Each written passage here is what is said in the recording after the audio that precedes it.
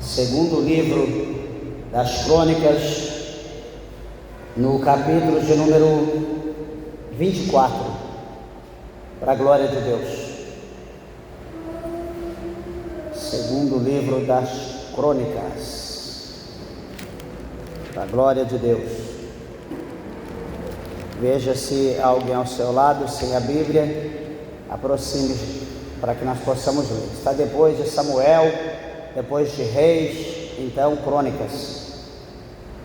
Segundo livro das Crônicas, capítulo 24, a partir do verso de número 1. Graças a Deus. Estarei lendo para ganharmos tempo, que as horas já se faz tarde, e temos muito a falar e o tempo é curto. Capítulo 24, versículo de número 1 diz assim: Tinha Joás 7 anos de idade quando começou a reinar, e 40 anos reinou em Jerusalém. E era o nome de sua mãe Zíbia de Berseba. E fez Joás o que era reto aos olhos do Senhor, todos os dias do sacerdote Joiada. E tomou-lhe Joiada 2 mulheres, e gerou filhos e filhas.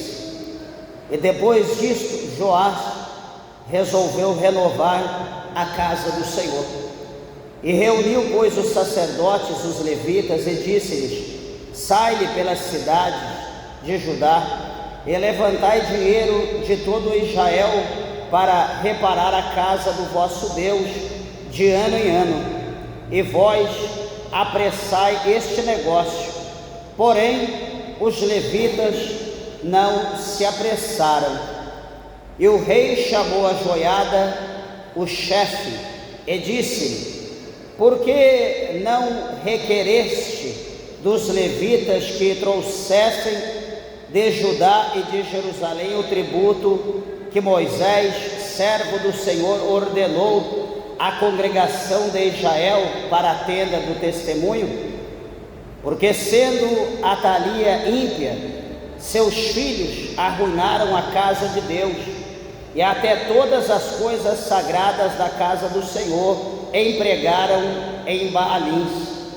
E o rei, pois, deu ordem, e fizeram um cofre, e o puseram fora a porta da casa do Senhor. E publicou-se em Judá e em Jerusalém que trouxessem ao Senhor o tributo de Moisés, o servo de Deus, ordenado a Israel no deserto. Então todos os príncipes e todo o povo se alegraram, e o trouxeram, e o lançaram no cofre, até que ficou cheio. E sucedia que, quando levavam o cofre pela mão dos levitas, segundo o mandado do rei, e vendo-se que já havia muito dinheiro, vinha o escrivão do rei, o oficial do sumo sacerdote, e o esvaziavam o cofre, e tomavam-no e levavam-no de novo ao seu lugar. Assim faziam de dia em dia, e ajuntaram dinheiro em abundância, o qual o rei e Joiada davam anos que tinham o encargo, o qual o rei e Joiada davam aos que tinham o cargo da obra do serviço da casa do Senhor, e contrataram pedreiros e carpinteiros para renovarem a casa do Senhor, como também ferreiros e serraleiros para repararem a casa do Senhor. E os que tinham o encargo da obra faziam com que o trabalho de reparação fosse crescendo pelas suas mãos, e restauraram a casa de Deus do seu estado e a fortaleceram. E depois de acabarem, trouxeram ao rei a Joiada o resto do dinheiro, e deles fizeram utensílios para a casa do Senhor, objetos para ministrar e oferecer, colheres, vasos de ouro e de prata, e continuamente sacrificaram holocaustos na casa do Senhor todos os dias de Joiada. E envelheceu Joiada, e morreu farto de dias. Era da idade de 130 anos quando morreu, e o sepultaram na cidade de Davi com os reis, porque tinha feito bem em Israel e para com Deus e a sua casa. Podeis assentar, meus irmãos. Desocupe vossas mãos e dê uma salva de palmas para Jesus.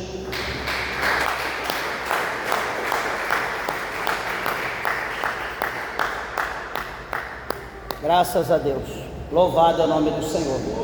Meus irmãos, eu peço por favor a tua atenção à palavra de Deus, em nome de Jesus, na palavra gloriosa da parte de Deus para nossas vidas nessa noite. Uma palavra gloriosa, talvez muitas pessoas não fizeram ainda a leitura, né, desse texto, dessa palavra. Talvez não tenha ainda o conhecimento, mas é uma palavra muito poderosa, é uma palavra abençoada, né, para nós que servimos a Deus como toda a palavra de Deus. E eu quero chamar a atenção aqui aos irmãos, que no capítulo anterior, né, no capítulo 23 do segundo livro de Crônicas, a Bíblia vai mostrar para nós o processo, né, o qual ocorreu para a unção, né, de Joás, por intermédio do sacerdote Joiada, né, como aqui a Bíblia está mostrando para nós. E a partir do 24, né, de 2 Crônicas, que nós acabamos de ler, a Bíblia mostra para nós que Joás, ele sente no coração, Deus abençoe, ele sente no coração, né, o propósito de reparar a casa de Deus. E veja, meus irmãos, que é interessante que a Bíblia começa a mostrar para nós. É até interessante a gente lembrar o que Salomão ele fala, né, ele deixou relatado para nós, mencionados em Provérbios. Deus abençoe, o que ele deixou mencionado para nós em Provérbios, para a gente instruir, né, a criança no caminho que se deve andar, ou seja, até quando ele envelhecer, ele não se desviará daquele caminho. E aqui nós vemos um exemplo claro da situação de Joás, né, que aqui quando nós começamos a ler o capítulo 24, verso de número 1, a Bíblia diz que Joás, ele recebe a unção com 7 anos de idade. Era uma criança, é pouco maior que esse menino, 7 anos de idade, e ele recebe a unção de rei, né, para ocupar o trono da sua nação, do seu povo de Israel. Alguém pode olhar e falar: pastor, mas 7 anos, o que uma criança de 7 anos vai fazer? Amados, todo ser humano é propenso de erro, de falha. Não existe ser humano perfeito, todos nós somos falhos, e essa criança também poderia ser falha. Só que quando nós olhamos a Bíblia, lá no capítulo de número 16 do primeiro livro de Samuel, quem leu, entendeu. Se não entendeu, depois você lê. 1 Samuel 16 vai mostrar para nós que, para a gente entender como que a diferença de uma pessoa simples para uma pessoa com Deus. Samuel, ele é enviado a Deus, né, por Deus, para ir à casa de Jessé, o belemita. E Samuel, ele está ali orando, está ali chorando, pedindo para Deus ter misericórdia de Saul, porque Deus já havia designado outro rei, né? Deus estava preparando outro para ocupar o lugar de Saul, porque Saul havia sido reprovado. E a Bíblia diz que Samuel está ali orando, chorando, pedindo a Deus misericórdia por Saul. E o Senhor Deus vai dar uma negativa, vai repreender Samuel, dizendo para ele: olha, não adianta você clamar, pedir misericórdia por aquele que eu já rejeitei, aquele que eu já desprezei. Não adianta você chorar por ele, eu não vou mudar. Porém, enche o teu vaso de azeite, vem e vai à casa de Jessé o belemita, porque eu já preparei um e eu vou ungí-lo como rei no lugar de Saul. Samuel, ele dá ouvido à voz de Deus e ele vai então para Belém. E a Bíblia diz que quando ele chega na casa de Davi, na casa de Jessé, está lá Jessé. Presta bem atenção para os irmãos entenderem o mistério. Samuel chega na casa de Jessé, Jessé já de idade, está lá todos os seus 7 filhos, desde o maior até o penúltimo, todos em casa, coçando o meio do pé, a cabeça, não tinha nada para fazer, estava ocioso. Deixa eu pegar uma brecha. Deus, ele não tem compromisso com ninguém ocioso. Mesmo no passado, hoje, amanhã, Deus nunca terá compromisso com ninguém que não tem compromisso com Ele. Se você quer que Deus tenha compromisso com você, tenha compromisso com Deus. Estava todo mundo, todos os irmãos de Davi, homens grandes, que já eram soldados, todos dentro de casa ociosos. Davi era o menor. Cadê Davi? Davi está lá no campo, lá nas Campinas. O que Davi está fazendo? Ele era um jovem, um menino. O que Davi está fazendo? Brincando nas poças de lama, brincando nos barrancos lá, quebrando um pedaço de barranco com o calcanhar, igual a gente fazia quando era pequeno na fazenda, para cair aqueles pedação rolando lá para baixo. Não, Davi estava em pé no pé de manga, comendo manga, esperando um galho quebrar para ir cair lá de cima, quebrar o pé, igual aconteceu comigo por desobediência quando era pequeno aos meus pais. Não, o que Davi estava fazendo? Davi estava lá, acampando o rebanho, apacentando o rebanho de ovelhas do seu pai, muitas ovelhas. Ele estava ali. A Bíblia diz que ele era jovem, ele estava ali com o seu cajado, e vinha o leão, ele catava o leão pela juba, pela barba, acabava com o leão, vinha o urso, ele rasgava o urso no meio. Por que Davi fazia? Porque estava protegendo as ovelhas. E Davi era valente, Davi tinha compromisso, tinha responsabilidade, mesmo sendo pequeno, mesmo sendo menor. Todo mundo olhava para ele com desdém, desprezava, mas ele estava ali, mostrando a sua responsabilidade, de maneira tal que Deus olha para a casa de Jessé. Deus não olha para ninguém, para Jessé, para Abinadab, para Samar. Deus não olha para ninguém. Deus olha para Davi, para aquele que estava trabalhando.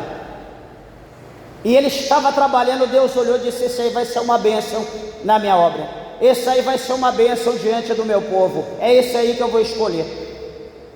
Ao olhar de Deus, Deus olha para Davi. Ao olhar de Samuel, Samuel chega para ungir na casa de Jessé. Ele não sabia que ele era ungir.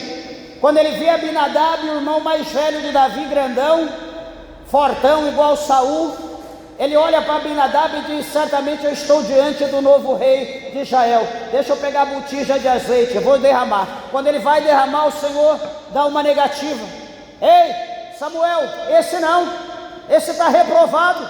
Eu não vejo como o homem vê, eu vejo o coração, o homem vê por fora. Esse para mim está reprovado, não é esse não. Passa o segundo, Samuel quieto. Passa o terceiro, quinto, sétimo, Samuel. Ué, mas acabaram-se os mancebos? Não tem mais ninguém?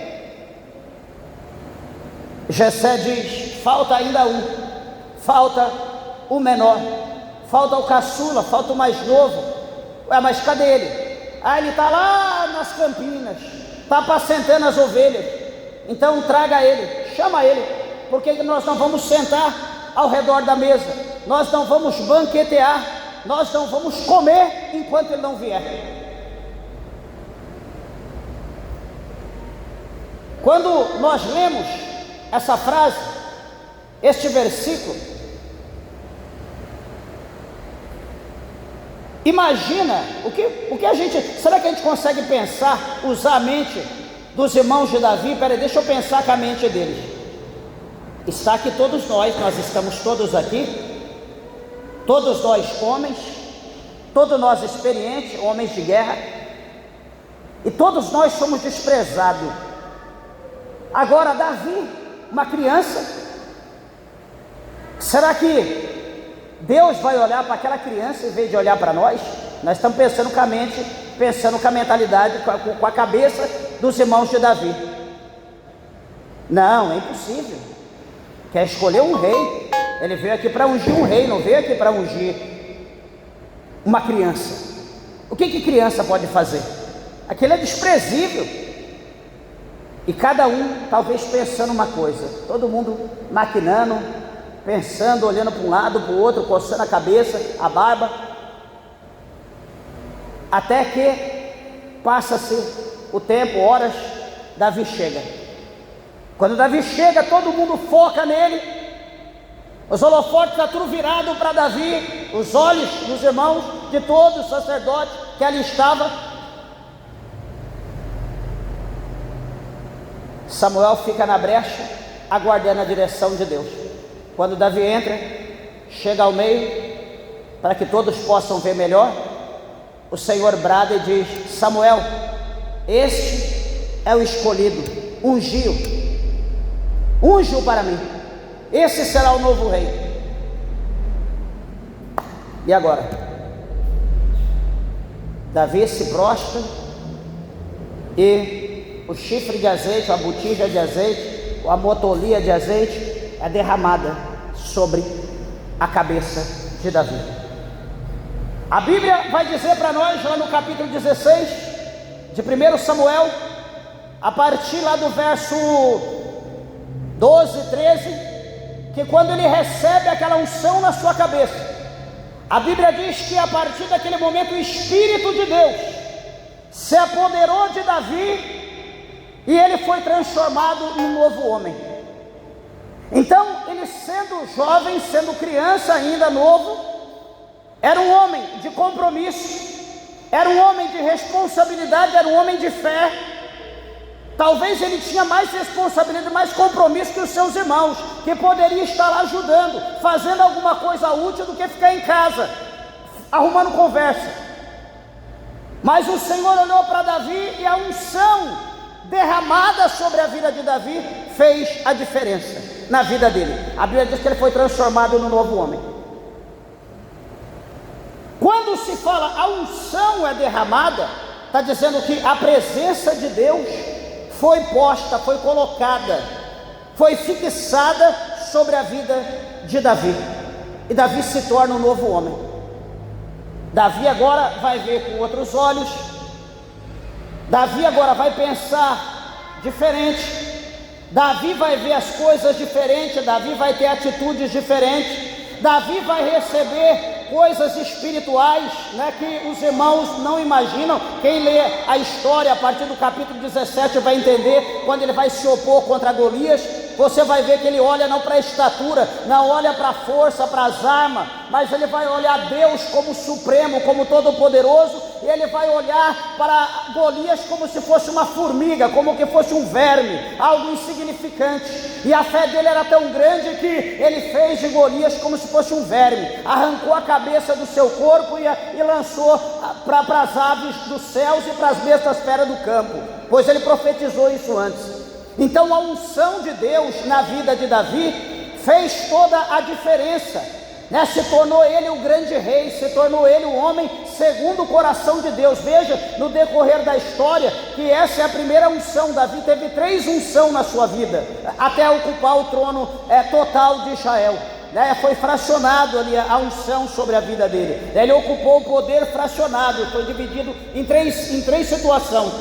E quando Davi ele ocupa o trono, o reino de Israel, Israel prospera, Israel é abençoado, a nação de Israel se torna uma nação poderosa, o exército de Israel se torna o exército mais poderoso da terra. Ninguém prevalecia contra Davi e o seu exército. Davi consegue tornar Israel extremamente rico, poderoso, porque toda a batalha, toda a peleja ele vencia e tomava toda a riqueza daquele reino, trazia para Israel, para Jerusalém.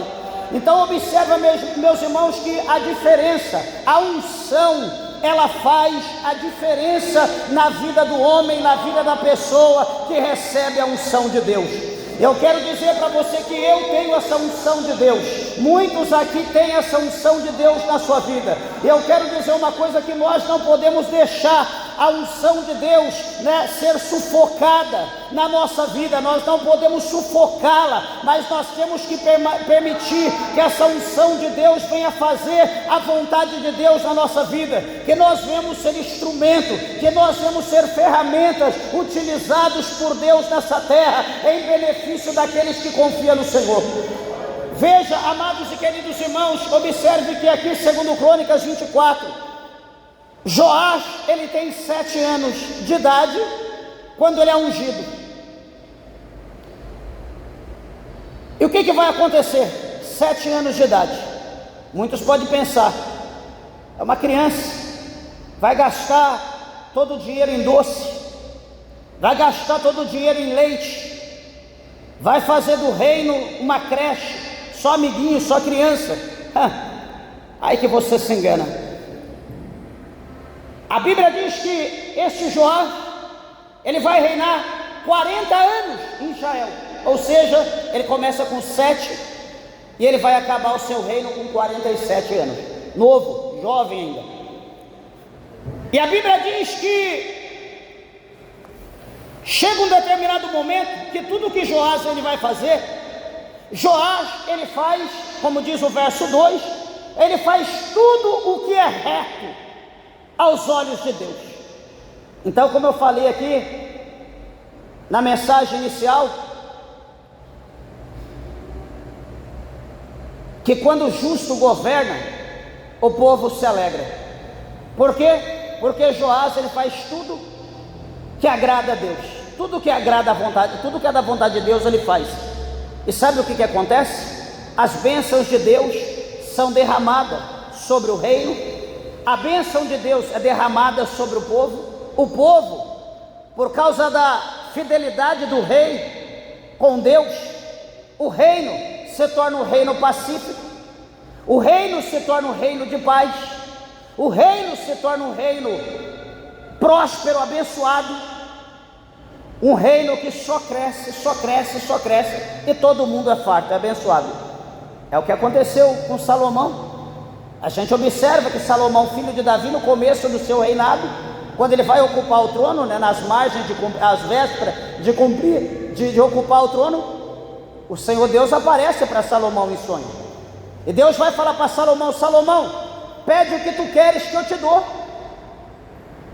Salomão, sem hesitar, sem preocupar, porque ele já tinha isso assentado no seu coração, ele era sábio, ele diz: Senhor, eu não vou pedir a cabeça dos meus inimigos, eu não vou pedir riqueza, eu não vou pedir glória, mas eu quero, Senhor, que o Senhor me dê sabedoria, porque eu vou governar um povo que não é meu, que não é de outro, senão do Senhor.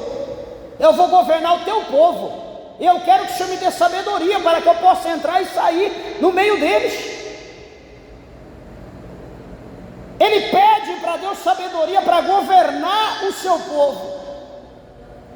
Quando Deus ouve aquilo, Deus ele se alegra de uma maneira tão grande, que Deus diz: olha, como tu não pediste a cabeça dos teus inimigos, como tu não pediste riqueza, tu pediste sabedoria, Salomão, eu te farei o homem mais sábio da face da terra, e eu vou te enriquecer, eu vou te dar tanta riqueza que nenhum antes de ti teve, nem depois terá.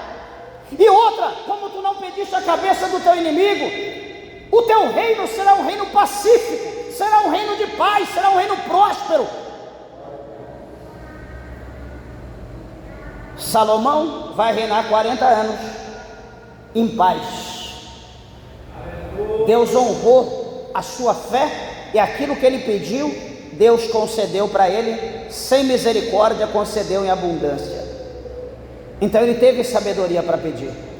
Meus irmãos, Joás, aqui a Bíblia mostra para nós que ele era instruído, ele era aconselhado, ele tinha um mentor, e o nome desse mentor, a Bíblia diz que era Joiada, era o sacerdote Joiada. Ele era um mentor, era aquele que estava sempre do lado, era aquele que estava sempre passando as coordenadas de forma correta. Faça assim, rei, não é melhor dessa maneira, não, porque com seu pai era assim, seu pai fez e deu certo. E ele, como um obediente servo, ele obedecia o sacerdote Joiada. Ele obedecendo, pedindo conselho, e cresceu em graça, e conhecimento. Chega um determinado tempo da sua vida que ele olha para a casa de Deus, ele olha para o templo do Senhor e ele vê que o templo de Deus precisa de uma reforma. E é muito linda essa passagem aqui, né? Segundo Crônicas, capítulo 24, verso 4. Talvez alguém nunca ouviu isso, mas diz assim: e depois disso, Joás resolveu renovar a casa do Senhor. Renovar é reformar. Reformar é tirar coisas velhas, colocar coisas novas, fazer novo aquilo que já existe. Então, para que fosse feita a obra da casa de Deus, mas por que a casa de Deus precisava reformar? Porque ele vai falar aqui que os filhos de uma mulher que reinou, Atalia, né, que roubou ali, que conspirou e ocupou o trono, uma mulher muito cruel, maligna, malvada, os filhos dela acabaram com a casa de Deus. Eram filhos de Belial, eles não tinham compromisso com Deus, eles destruíram as coisas de Deus. Então, quando Joás, ele ocupa agora o reino, ele olha para tudo aquilo e ele sente misericórdia, ele começa a ter piedade. Ele olha para o palácio dele, ele olha para a casa dele, bem como Davi, né? Que Davi morava em palácio, e Davi olha para a casa de Deus, para o Deus de toda a terra, o seu Deus que dava vitória, o seu Deus que ia à frente, derrotando os inimigos. Ele vê ele morando em palácio, num grande palácio, e ele olha pela janela, ele vê lá a tenda, onde estava a habitação de Deus, onde Deus habitava na tenda. E o que ele sente no coração? O desejo de fazer uma casa para Deus. Veja bem, ele sente o desejo, ele faz o projeto da casa, ele vai apresentar aquele projeto, né? A casa era o templo, ele vai apresentar a Deus. Deus olha para ele e diz: Davi, é muito lindo, eu aceito o teu projeto, só que detalhe, Davi, tu é um homem sanguinário, tu derramou muito sangue, tu é um guerreiro nato, tu não poderá construir a minha casa, mas o teu filho Salomão, ele construirá a casa segundo o teu projeto. Então veja que Deus trabalha naquele desejo do coração de Davi, de fazer uma casa para Deus, se bem que ele diz: Senhor, quem poderá edificar um templo a ti, porque os céus é o teu trono, a terra é o escabelo dos teus pés. Não existe um homem que possa construir um templo que caiba a tua presença. Olha como Davi, como também Salomão, como eles olhavam a presença de Deus. É diferente, meus irmãos, de muitos de nós. Sabe como que nós olhamos Deus? Muitos de nós, a gente olha Deus no livrinho, no desenho. Olha, que carinha de santo, está lá um Deus com a cabecinha torta, com a coroinha com a coroa de espinho na cabeça. Outros olham Deus pendurado no crucifixo, ali com o bracinho aberto, cabecinha torta, com a impressão de um homossexual. Outro olha para Deus ali como uma imagem naquela parede, ali no altarzinho, aonde coloca uma vela, aonde dobra o joelho para pedir alguma coisa. Tem muitos que vê Deus dessa forma. Outros estão com Deus dentro da bolsa, está lá no chaveirinho, está lá na carteira. Outros têm Deus na capa do celular. E assim, cada um vê Deus do jeito que tem Deus na sua mente. Mas Davi, Salomão e muitos outros olhavam e diziam: como um mortal pode edificar um templo para um Deus que nem o céu suporta a presença? A Bíblia diz que o Senhor está assentado num trono de glória acima do céu, dos céus, dos céus. A Bíblia diz que para ele ver os céus, ele tem que se curvar para ver os céus e para ver a terra. Como que um homem pode construir uma casa que caiba esse Deus? O céu é o trono, ele senta no céu. A terra é o lugar onde ele põe o pé, é o escabelo, é o estrabo onde ele põe o pé. quem vai fazer uma casa? Mas eles fizeram uma casa aonde iria receber o nome desse Deus, o Deus de toda a terra, aonde a presença, por intermédio da arca, estaria ali, dentro de um templo. Louvado seja Deus. Esse é o desejo do coração de Davi. E Davi faz o projeto, Salomão edifica, Deus derrama a glória dele. A glória foi terrível. A Bíblia diz que quando foi consagrado o templo, a glória de Deus desceu maciçamente, que os sacerdotes não conseguiam ficar de pé por causa do peso da glória do Senhor. Era algo fabuloso, algo fantástico, jamais visto. Só que chega o momento que o ímpio, como foi falado aqui, o ímpio é cego, ele não vê a glória de Deus, né? Capítulo 4, verso 4 de 2 Coríntios, diz que o Deus desse século cega, né, as pessoas para não enxergar a glória. Então o ímpio, ele é cego, ele não consegue ver a presença de Deus. E o que o ímpio faz? Ele quebra, ele derruba, para ele só vale o que ele vê. Ele chega aqui, não vê nada. Tem Deus aonde? Tem homem aqui que se coloca no lugar de Deus? Não, ninguém se coloca no lugar de Deus não. Deus, ele é o que é. Nós somos apenas ministro de Deus, somos apenas porta-voz de Deus por intermédio do Espírito Santo. Nós não somos nada não, somos escolhidos por Deus e nada mais.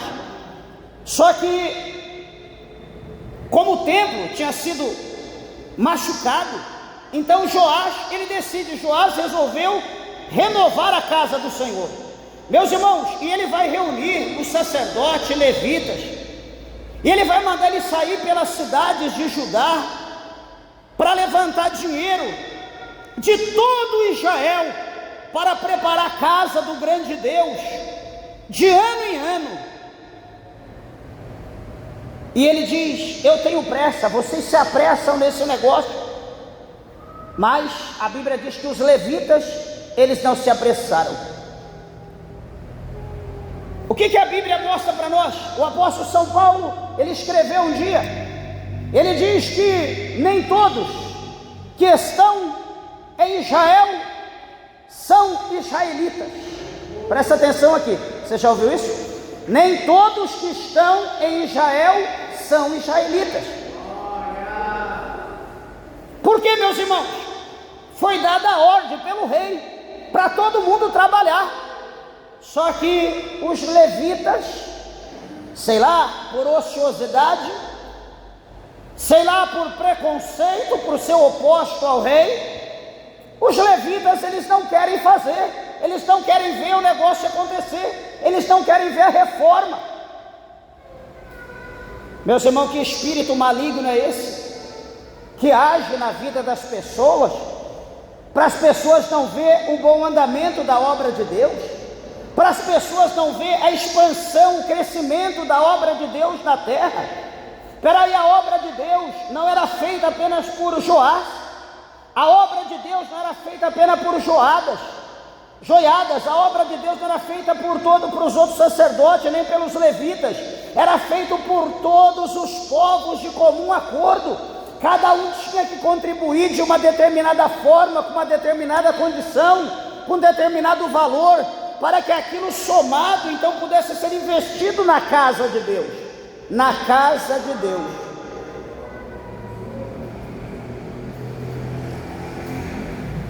Duas coisas que me chamam a atenção neste versículo de número 5 do capítulo 24 do segundo livro de Crônicas. Duas coisas. A primeira, a obra de Deus, ela não progride se nós não quisermos. Se todos nós não nos unirmos para fazer a obra de Deus, a obra do Senhor não será feita, porque um só não consegue fazer a obra de Deus. A obra de Deus é feita no coletivo. A obra de Deus é feita com a ajuda de todo mundo. E essa ajuda é braçal, essa ajuda é espiritual, essa ajuda ela é financeira. Tem várias formas de nós ajudarmos na obra de Deus. Ontem, conversando com um casal de missionários de fora, e a gente falando sobre fazer obra, fazer missão, Tem gente que acha que fazer missão é só por um traje como aqui estou, pegar um passaporte, pegar alguns milhares de reais, dólar, euro, etc., entrar no avião e ir embora para outro país, hospedar no hotel 5 estrelas, pregar num hotel, pregar numa organização já tudo preparada e depois pegar o avião de volta e vir embora. As pessoas acham que missão é isso, fazer a obra de Deus é isso. Meus irmãos, mas quando nós fracionamos o que é obra de Deus, alguém que vem aqui, que ninguém está vendo, abre aquela porta, ou essa porta no sol escaldante, vamos falar de nós para os irmãos entender, chega aqui num calor terrível, que isso aqui é uma estufa durante o dia, abre essa porta e entra a casa de Deus, pega uma vassoura, começa a varrer, começa a passar o pano, começa a jogar água, limpando cadeira, encerando, limpando o altar, a casa de Deus, tirando o pó, telha de aranha, organizando as coisas, passando algo para a casa de Deus ficar cheirosa. Essa pessoa que está fazendo isso em secreto, em oculto, que ninguém está vendo, essa pessoa, ela está fazendo a obra de Deus. Isso é fazer a obra de Deus. Alguém está fazendo a obra de Deus. Alguém que chega aqui, peraí, não, as coisas estão com problema, deixa eu arrumar isso, vou arrumar aquilo, vou consertar, vou dar um jeito. Você está fazendo a obra de Deus. Peraí, vou arrumar a calçada, vou fazer isso, vou pintar por lá de fora, vou trocar a parte elétrica, sei lá, vou arrumar alguma coisa que tem que fazer. Você está fazendo a obra de Deus. Vou chegar aqui, vou arrumar o banheiro, vou lavar, está entupido, vou dar um jeito, vou arrumar os bebedouros de água. Você está fazendo a obra de Deus. Vamos reunir todo mundo, vamos dar uma geral, vamos pintar a igreja, vamos fazer tudo novo, vamos mudar a cor. Nós estamos fazendo a obra de Deus. Muitos pensam, acham que a obra é só entrar no avião, ir para algum lugar, voltar, fiz a obra. Isso faz parte, mas isso, no geral, não é só obra. A obra é tudo que nós podemos fazer para Deus, para o bom andamento, para o crescimento. Isso é obra de Deus. Alguém está fazendo a oração. Espera aí, a irmã está ali orando sozinha. Está lá 1 hora e meia, 2 horas clamando. É ruim orar sozinha. Deixa eu ir lá somar. Deixa eu colocar mais uma lenha na fogueira. Deixa eu colocar mais uma brasa na lenha. E o Espírito vai assoprar e aquilo vai pegar fogo. Então eu venho e vou orar junto com a irmã. Eu venho e vou orar junto com o irmão. O outro vem e vai orar. Como daqui a pouco o fogo está caindo, o negócio está tremendo. Então a obra de Deus é isso. Isso é a obra.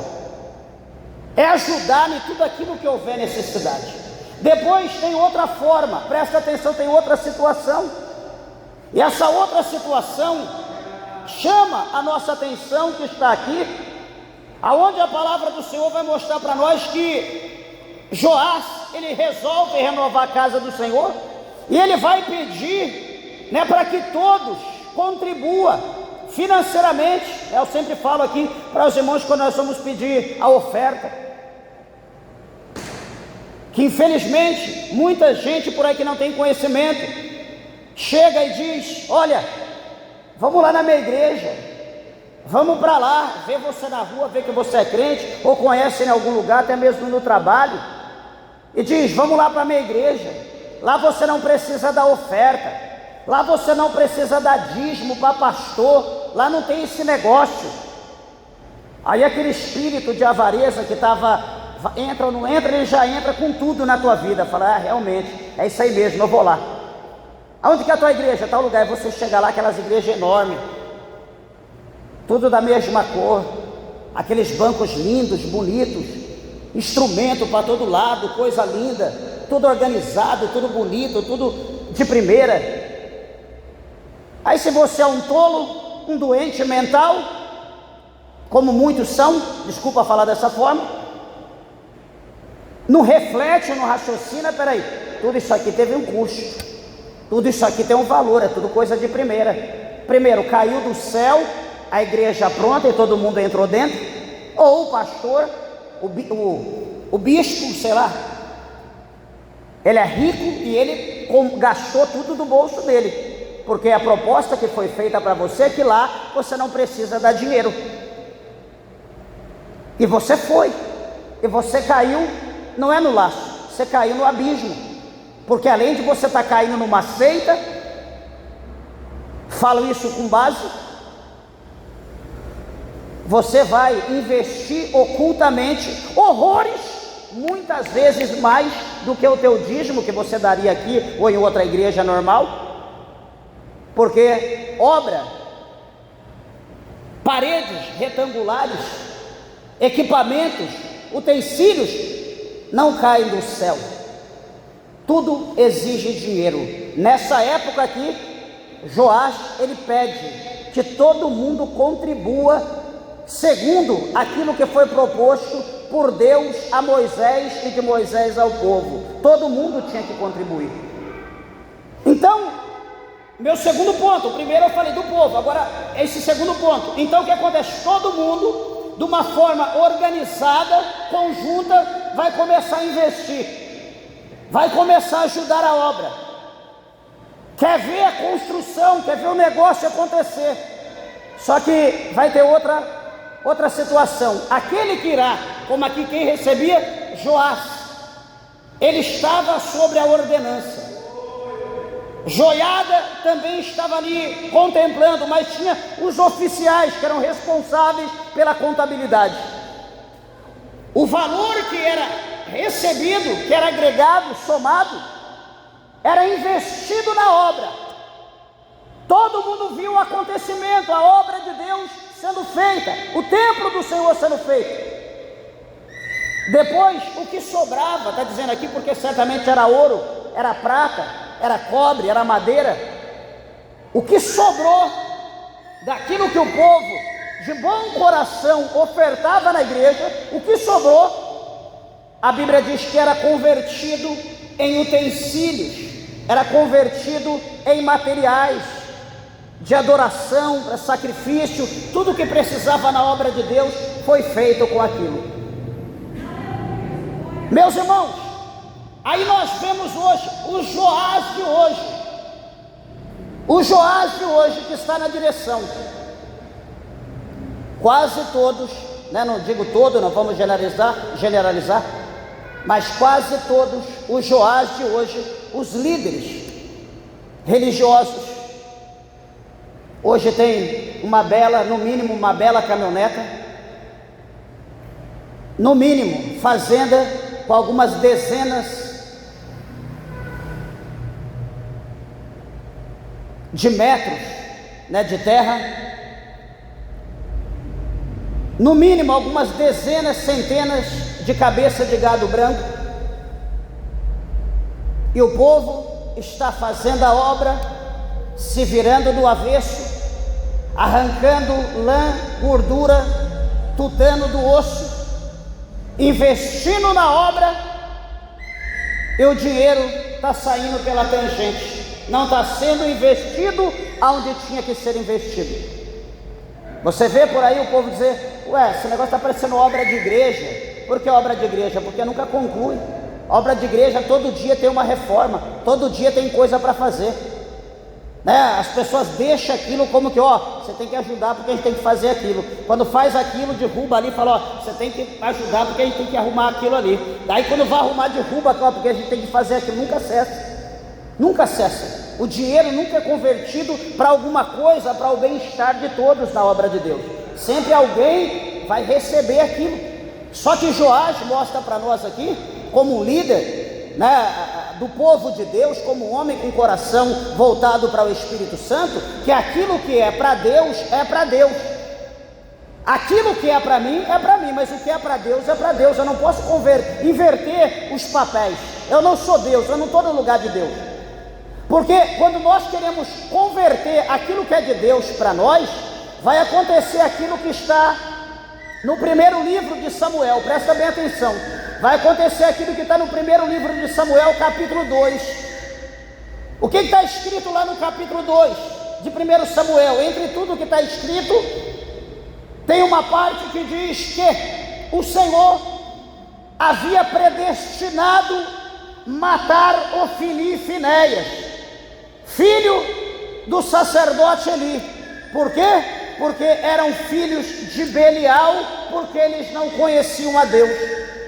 Pastor, mas o que eles faziam de mal? Além de prostituir com várias mulheres na tenda, próximo ali do altar do Senhor, prostituía coletivamente em bando. Eles ainda, tudo que era oferta, que era oferecido ao Senhor, todo o sacrifício, eles mandavam pegar com garfo, tirar, antes do sacrifício estar no ponto de Deus, eles pegavam para eles. Eles não queriam saber, vocês dá ou nós vamos tirar a força.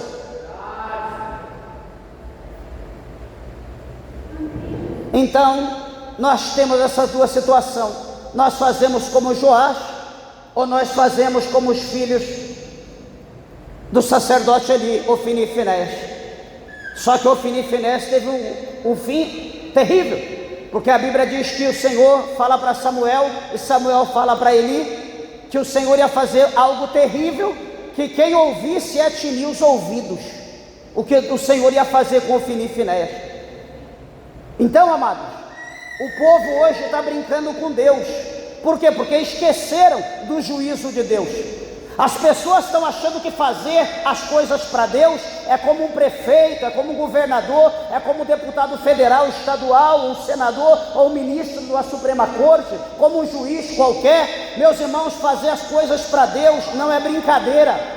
A palavra do Senhor fala para nós que um dia um homem usado por Deus, um rei chamado Josafá, quando ele estava ali confiando a responsabilidade na mão do sacerdote, na mão dos maiorais, ele diz, olha,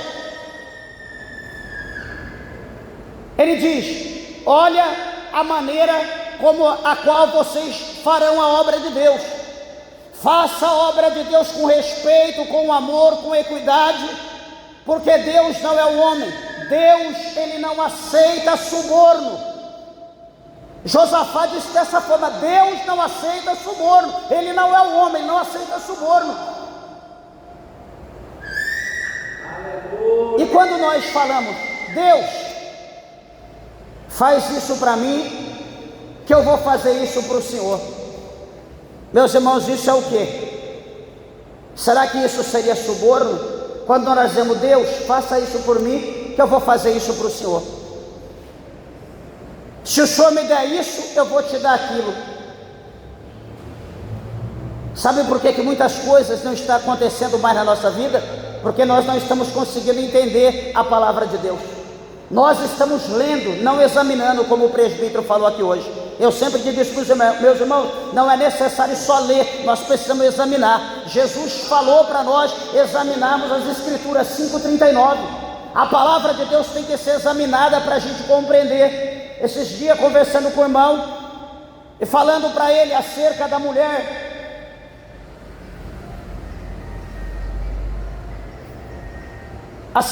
sunamita. Ele dizia, pastor, mas eu não acredito, mas aonde que está isso? Eu já li a Bíblia tantas vezes, da mulher colocar o filho ali sobre o seu joelho, e o filho ficar com ela até o meio-dia, o filho morreu, ela colocou, peraí, daqui, ó, vamos lá, abri a Bíblia, mostrei para ele, ele leu, falou, meu Deus, eu nunca tinha visto isso, até o meio-dia a criança morreu. Eu falei, está aqui, ele leu, não, eu vou ver outra versão, peguei 5 versões, mostrei para ele aqui, ó, meu Deus do céu. Eu falei, porque a gente lê é uma coisa, lê a gente vê de uma maneira, quando você examina, que você estuda, você vê o negócio de outra forma, você aprende, você adquire conhecimento. Quando você lê, você não adquire conhecimento, mas quando você estuda, quando você examina, você conhece, você aprende. E eu pergunto, o inimigo quer que a gente examine a Bíblia? Não, nem que leia, quanto mais examinar, porque não quer que a gente aprenda.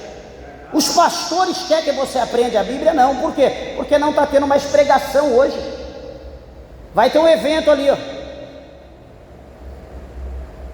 Sei lá, será que, não sei quantos dias vai ser, ou enfim, não cabe a mim, a ninguém, mas será que haverá uma pregação de mais de meia hora? Será que o povo será alimentado pela comida, pela palavra de Deus? Ou será que o povo será alimentado pelo louvorzão? Ator famoso, atriz famosa, e o povo entra com a boca fechada e sai com o estômago vazio. Será que é isso que Deus quer? Não. O que muda a minha vida, o que muda a tua vida, o que muda a vida do homem é a palavra de Deus. Sempre foi e sempre será. E o diabo, sabendo disso, que a palavra de Deus é que nos limpa, a palavra de Deus é que nos liberta, o diabo tem trabalhado de uma maneira que a palavra tem sido extinguida, tem sido resumida, tem sido apagada dentro das igrejas. E muitos crentes que não têm conhecimento acham que isso é normal. Meus irmãos, é inaceitável você ir num culto, num evento e ter no mínimo 1 hora de pregação, pelo menos 1 hora. Ah não, tem meia hora. Meus irmãos, isso é inaceitável. É no mínimo, tem que ter no mínimo 1 hora de palavra. Não é de balela não, pelo menos 1 hora. Porque a palavra que vai convencer o homem por intermédio do Espírito Santo do pecado, da justiça e do juízo. Você faz uma festa que gasta milhões, só chama crente. Uma única alma não aceita Jesus. Quem está recebendo a glória? O homem. Deus está recebendo alguma coisa? Não. A glória está sendo para o homem, e o dinheiro está sendo para algum líder. Desculpa falar dessa maneira, mas a gente precisa entender isso. Então, Joás, ele mostra aqui para nós que nem todos queriam ver a obra de Deus concluída. Mas o que ele faz, meus irmãos, eu encerro. Ele reúne o povo faz ali um grande cofre. Todo mundo de Jerusalém, de Judá, é convidado a contribuir de bom coração, segundo aquilo que Deus, o Senhor, concedia. Interessante que até como foi nos dias de Moisés, como aqui, a Bíblia, veja como que é interessante, né, a situação da semente, né? Você tem que jogar, lançar a semente no chão, a semente tem que morrer para que ela produza muito mais. Se a semente ficar na tua mão, ela não produz. Se a semente ficar na tua mão, ela não prospera. Se a semente ficar na tua mão, ela não vai multiplicar. Não, eu vou guardar na minha conta, não, eu vou guardar ali, não, eu vou guardar naquilo. Você quer ver o pouco que você tem? Quer investir, fazer um bom investimento? Invista na obra de Deus.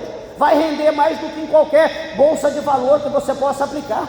A obra de Deus, de um, pode valer 100.